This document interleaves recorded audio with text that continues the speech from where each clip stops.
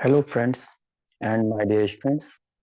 आप सभी का स्वागत है हमारे चैनल जिसका नाम है ओपन सोर्स लर्नर। और आज हम लोग बात करेंगे एक बहुत ही इंटरेस्टिंग टॉपिक जिसका नाम है वेब एप्लीकेशन एंड सिक्योरिटी, जो कि क्लास 10th में 8 से 10 नंबर का पूछा जाता है बोर्ड एग्जाम में। और बहुत ही उपयोगी टॉपिक है, बहुत ही इंटरेस्टिंग टॉपिक है। इसमें आप इजिली स्कोर कर सकते हैं। इसके अंदर अलग अलग टॉपिक आते हैं जिनके बारे में आज हम लोग डिस्कस करेंगे। तो देखते हैं इसमें सबसे पहला टॉपिक क्या आ रहा है। तो सबसे पहला जो टॉपिक है उसका नाम है visual impairment that impact computer uses. यानी कि कुछ ऐसे चैलेंज होते हैं जिनको हम लोग कंप्यूटर टेक्नोलॉजी में बाधा मानते हैं। Sometime we are not able to use computer and computer technology properly due to some kind of physical challenge. Like कुछ लोगों को सुनने में प्रॉब्लम होती है, कुछ लोगों को देखने में प्रॉब्लम होती है, कुछ लोगों को माउस और कीबोर्ड चलाने में प्रॉब्लम होती है, कुछ लोगों को बोलने में प्रॉब्लम होती है। तो ये सभी चैलेंज हम लोग इम्पेयरमेंट इश्यूज में रखते हैं। इसमें जो सबसे पहला इशू आ रहा है उसका नाम है कॉग्निटिव इम्पेयरमेंट। कॉग्निटिव इम्पेयरमेंट जो होता है ये अलग अलग तरह की डिसेबिलिटीज को बताता है। जैसे कि बहुत से लोग होते हैं जिनको लिखने में या फिर पढ़ने में दिक्कत होती है, उनको हम लोग कॉग्निटिव इम्पेयरमेंट कैटेगरी में रखेंगे। सेकंड इशू है उसका नाम है विजुअल इम्पेयरमेंट इशू। कुछ ऐसे लोग भी होते हैं जिनको प्रॉपर्ली दिखता नहीं है, कुछ लोगों को कलर ब्लाइंडनेस होती है, पार्शियल ब्लाइंडनेस हो सकती है। तो ये हमारा विजुअल इम्पेयरमेंट में रहता है। इसके अलावा एक इशू है जिसमें जो व्यक्ति होता है उसमें कंप्यूटर टेक्नोलॉजी को यूज करने के लिए उसके श्रवण शक्ति जो होती है वो प्रॉपरली काम नहीं करती है, जिसको हियरिंग इम्पेयरमेंट रखते हैं। इसके अलावा कुछ ऐसे लोग भी होते हैं जो प्रॉपरली चल नहीं पाते हैं, फिर नहीं पाते हैं, उनको हम लोग मोबिलिटी इश्यूज में रखते हैं। तो हमारे कंप्यूटर टेक्नोलॉजी में बहुत सारे ऐसे चैलेंजेस हैं। और ये एग्जाम में हमारे कई बार एक क्वेश्चन पूछा जाता है, what are the challenges we are facing during the use of computer and computer technology.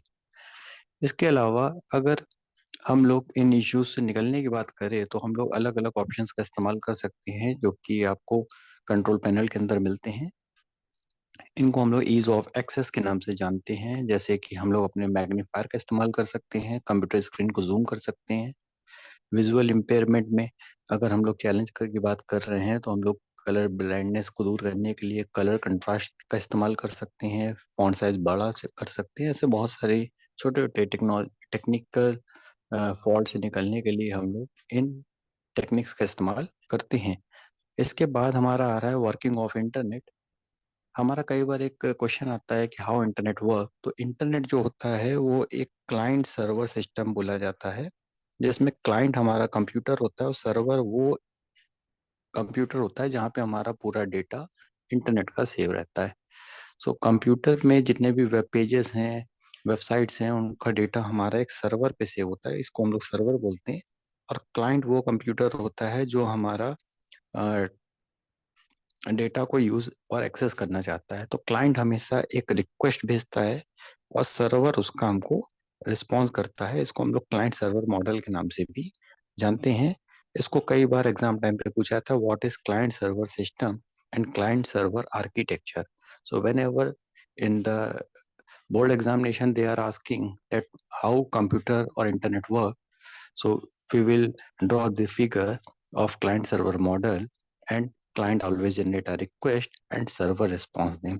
Like client को google.com चाहिए तो क्लाइंट अपने ब्राउजर विंडो पे जाके google.com लिखा और सर्वर पे जाके इसकी रिक्वेस्ट प्रोसेस होगी। और सर्वर को जैसे ही गूगल का वेब पेज मिलेगा तो वो हमको रिस्पॉन्स उसका देता है। इसके बाद जो हमारा नेक्स्ट टॉपिक है वो है कंप्यूटर नेटवर्क। कंप्यूटर नेटवर्क क्या होता है? A network is a collection of computer and other hardware component interconnected by communication channel. Computer network को हम लोग इस तरह समझ सकते हैं कि जब भी दो या दो से ज्यादा डिवाइसेस आपस में कनेक्ट कर दी जाती हैं और उनके बीच में डेटा शेयर होने लगता है तो उसको हम लोग कंप्यूटर नेटवर्क के नाम से जानते हैं।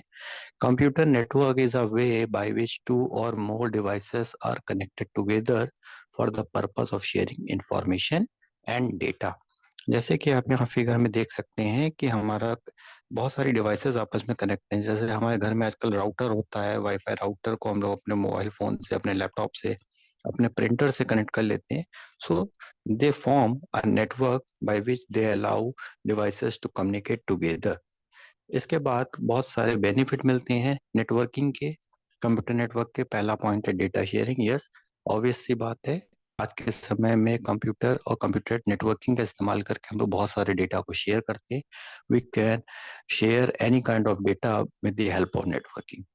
इसके अलावा फाइल ट्रांसफर, आप अपनी फाइल्स को ट्रांसफर कर सकते हैं। ऑडियो फाइल हो सकती है, वीडियो फाइल हो सकती है, किसी भी तरह की फाइल का हम लोग ट्रांसफर कर सकते हैं। हार्डवेयर शेयरिंग, आज के समय में हम लोग कंप्यूटर प्रिंटर को भी शेयरेबल बना सकते हैं। एक इंटरनेट कैफे की बात करें तो उसमें बहुत सारे कंप्यूटर होंगे, लेकिन उनके अंदर जो प्रिंटर होगा वो शेयरेबल होगा। इसकी वजह से हमको 10 अलग अलग कंप्यूटर पे 10 प्रिंटर लगाने की नीड नहीं पड़ती है, जिससे हमारा सबसे बड़ा बेनिफिट होता है कि हमको कॉस्ट सेविंग होती है। इसको हम लोग पॉइंट बोल सकते हैं कि भाई कंप्यूटर नेटवर्क जो होता है वो इकोनॉमिकल भी होता है। इसके बाद जो पॉइंट आ रहा है वो आ रहा है इंटरनेट एक्सेस शेयरिंग। हम लोग आज के समय में एक सिंगल कनेक्शन का इस्तेमाल करके बहुत सारे मल्टीपल यूजर्स में उसको डिवाइड कर देते हैं। जैसे कि हमने घर में अपने वाईफाई लगा रखा है, हमने अपने फ़ोन के हॉटस्पॉट को ऑन कर दिया और हमारे कंप्यूटर का या हमारे फ़ोन या डिवाइस का डेटा कोई दूसरा व्यक्ति भी इस्तेमाल कर सकता है। इसके अलावा नेटवर्क का एक बेनिफिट हमको ये मिल रहा है कि users of network based application, आज के समय में हम लोग वीडियो कॉल कर सकते हैं, ईमेल कर सकते हैं, वेब ब्राउजर पे जा करके चैटिंग कर सकते हैं, we can search any kind of information. So these are also the advantages of networking and it is only possible with the help of computer network. इसके बाद जो हमारा पॉइंट आ रहा है इसके बारे में बात करें तो आ रहा है कि नेटवर्क के टाइप कौन कौन से होते हैं। तो नेटवर्क को उनके साइज के आधार पे अलग अलग कैटेगरी में डिवाइड करा गया है, जिसमें सबसे पहला जो नेटवर्क आ रहा है उसका नाम है लोकल एरिया नेटवर्क। इसके बाद आ रहा है मेट्रोपॉलिटन एरिया नेटवर्क। इसके बाद आ रहा है हमारा वाइड एरिया नेटवर्क, और सबसे लास्ट में एक दिया गया पर्सनल एरिया नेटवर्क। तो चलिए हम लोग इनको एक फिगर से समझ लेते हैं। जैसे कि पर्सनल एरिया नेटवर्क आपको अगर दिख रहा होगा तो पर्सनल एरिया नेटवर्क जो है वो आप देखिए, एक बिल्डिंग के अंदर एक छोटा सा ब्लॉक दिख रहा है। अगर कोई व्यक्ति अपने घर के अंदर एक छोटा सा नेटवर्क स्टेब्लिश करता है, उसको हम लोग पर्सनल एरिया नेटवर्क बोलते हैं, जो कि एक पर्सनल यूज के लिए होता है।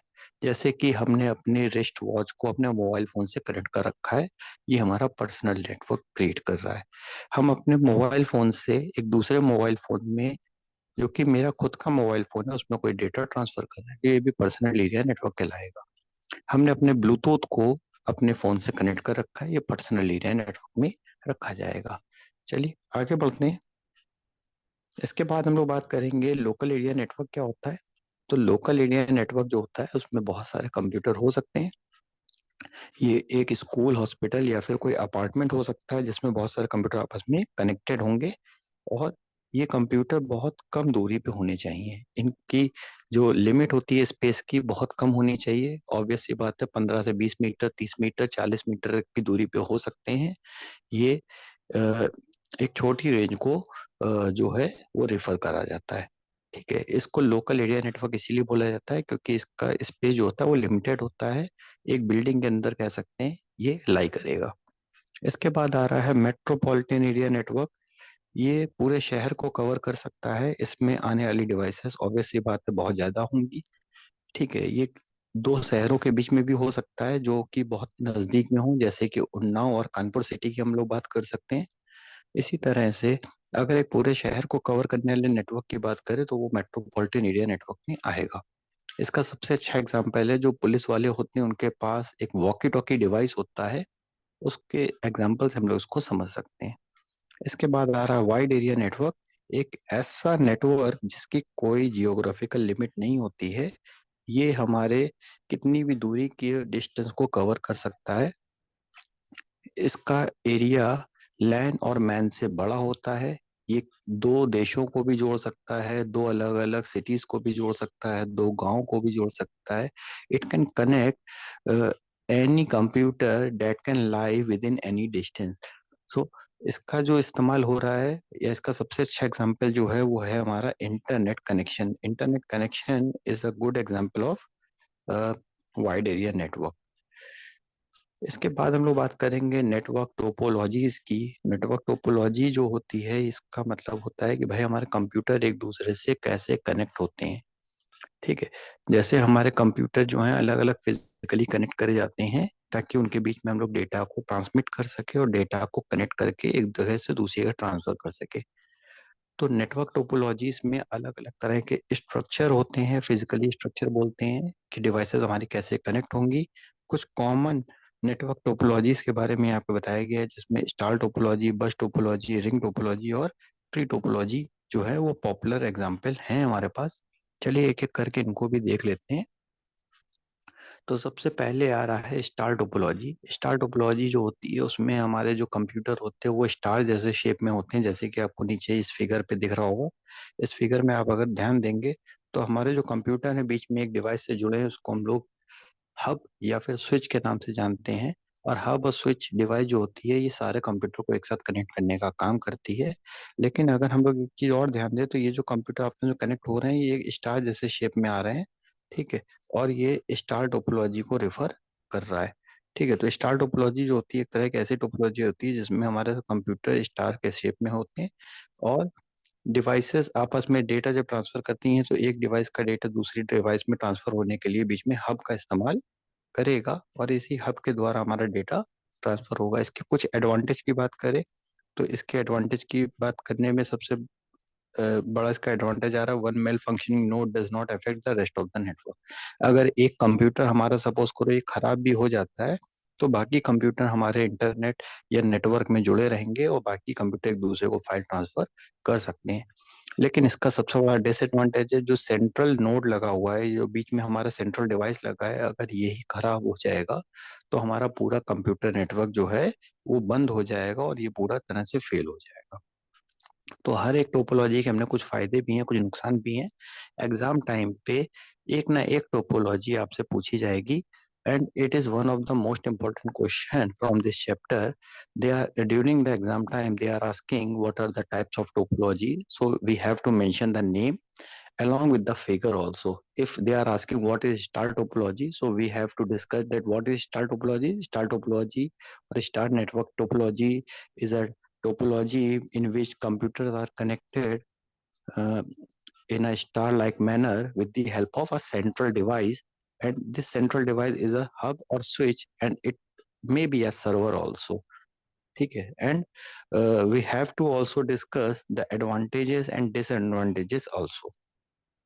इसके बाद आ रहा है हमारा बस टोपोलॉजी। बस टोपोलॉजी में आप देख सकते हैं कि जो हमारे कंप्यूटर हैं वो एक कॉमन वायर से ऐसे कनेक्टेड हैं और इसको हम लोग बस वायर बोलते हैं। ठीक है, ये बहुत सिंपल टोपोलॉजी होती है। सिंपल टोपोलॉजी का सेंस ये है कि बहुत इजी होती है, इसमें हमको किसी सेंट्रल डिवाइस की जरूरत नहीं पड़ती है। इसमें जो एडवांटेज है ये है कि it is easy to connect a computer device and typically it required less cable. इसमें इंस्टॉल टोपोलॉजी की अपेक्षा हमको लेस वायर की जरूरत पड़ती है। लेकिन इसका डिसएडवांटेज ये है कि अगर हमारा मेन वायर जो बस वायर होता है, इसको हम लोग बस वायर के नाम से भी जानते हैं, अगर ये वायर हमारा गड़बड़ हो जाएगा तो पूरा कंप्यूटर नेटवर्क हमारा उस समय ठप हो जाएगा और उस दौरान हमारा डेटा ट्रांसफर करना इम्पॉसिबल होगा। इसके बाद आ रही है रिंग टोपोलॉजी। अगर हमारे कंप्यूटर एक दूसरे से रिंग के शेप में जुड़े हुए हैं तो उसको हम लोग रिंग टोपोलॉजी के नाम से जानते हैं। रिंग टोपोलॉजी में हर एक कंप्यूटर के एग्जैक्टली दो पड़ोसी होते हैं। सपोज करो अगर ये हमारे पास कंप्यूटर 1 है तो कंप्यूटर 2 और कंप्यूटर 3 इसके बगल में दो एग्जैक्ट नोड होंगे। ठीक है, हमेशा याद रखना कि रिंग टोपोलॉजी में कंप्यूटर हमारे एक सर्कुलर शेप में रहते हैं। इसका जो एडवांटेज है वो ये है कि इसको हम लोग लंबी दूरी पे एक्सपेंड कर सकते हैं। ये भी एक सिंपल वे होता है कंप्यूटर कनेक्ट बनाने के लिए। लेकिन इसका जो डिसएडवांटेज ये है कि मैसेज जो होता है वो एक कंप्यूटर से दूसरे कंप्यूटर पे ट्रांसफर होते हुए जाता है। तो इसके कुछ एडवांटेज भी हैं, कुछ डिसएडवांटेज हैं। इसका एक डिसएडवांटेज ये होता है कि ये एक दिशा में काम करती है जिसको हम लोग यूनिडायरेक्शनल के नाम से जानते हैं। ठीक है, अब कंप्यूटर 1 को अगर कंप्यूटर 3 को डेटा भेजना है तो ये पहले 2 को भेजेगा, फिर 2 से कंप्यूटर 3 पे ट्रांसफर होगा। इसका मतलब है डेटा हमारा जो होता है वो इनसिक्योर हो जाता है क्यों? क्योंकि हमारा दूसरा कंप्यूटर इस नेटवर्क में दाखिल होता है और दूसरा कंप्यूटर इसमें डेटा को शेयर करता है। इसके बाद आ रहा है ट्री टोपोलॉजी। ट्री टोपोलॉजी का मतलब होता है कि जब हमारा टोपोलॉजी दो या दो से ज्यादा टोपोलॉजी का इस्तेमाल करके बनेगी तो उसको हम लोग ट्री टोपोलॉजी बोलेंगे। जैसे कि आप इस फिगर में देख सकते हैं, बीच में हमारी एक कॉमन वायर है और यहाँ पे देखिए तो पूरा ये एक अपने आप में क्या स्टार टोपोलॉजी है, ये एक स्टार टोपोलॉजी है और एक ये भी स्टार टोपोलॉजी है। तो ये जो टोपोलॉजी है ये हमारे दो अलग अलग टोपोलॉजी को मिला करके बनाया गया है। इसको हम लोग ट्री टोपोलॉजी के नाम से जानते हैं, इनको हाइब्रिड टोपोलॉजी के नाम से भी जाना जाता है। ट्री टोपोलॉजी जब यूज करनी चाहिए जब हमारा कंप्यूटर नेटवर्क जो है बहुत बड़ा हो और अ, जब हम लोग ज्यादा डिवाइसेस को कनेक्ट करना चाहते हैं। इसका डिसएडवांटेज ये है कि इसमें हमको कॉस्ट ज्यादा पे करनी पड़ती है, इसमें हमारी सेंट्रल डिवाइसेस की कॉस्ट बढ़ जाती है और अगर सेंट्रल डिवाइसेस काम नहीं करेंगे तो ऑब्वियस सी बात है कि हमारा कंप्यूटर नेटवर्क बंद हो जाएगा। ठीक है, तो आज की क्लास में हम लोग फिलहाल इतना ही डिस्कस करेंगे। आगे कल की क्लास में हम लोग इसमें डिस्कस करेंगे कि कंप्यूटर नेटवर्क डिवाइसेस कौन कौन सी होती हैं। साथ में हम लोग एक नए सेशन की बात करेंगे जिसमें हम लोग बात करेंगे कि इंटरनेट मैसेजिंग क्या होता है, इंटरनेट वेब सिक्योरिटीज क्या होती हैं।